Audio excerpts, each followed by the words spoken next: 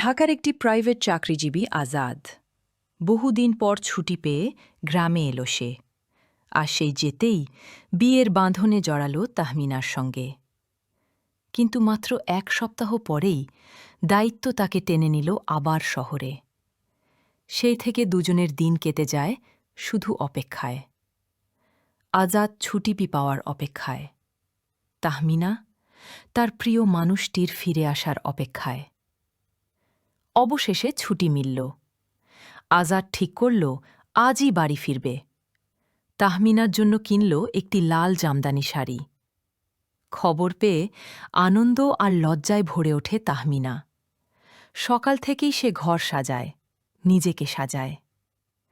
রাতে আজাদ বাসে উঠল ব্যাগে সযত্নে রাখা সেই লাল শাড়ি নিয়ে।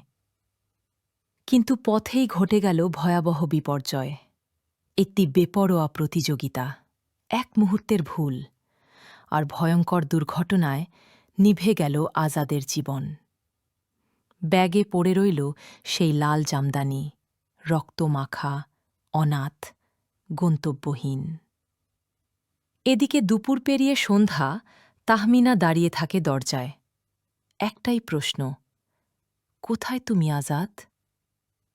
শেষ পর্যন্ত আজাদ ফিরল, কিন্তু জীবন্ত নয়, নিথর দেহ হয়ে। মুহূর্তে ভেঙে গেল তাহমিনার সব আশা, সব স্বপ্ন, সব আগামী।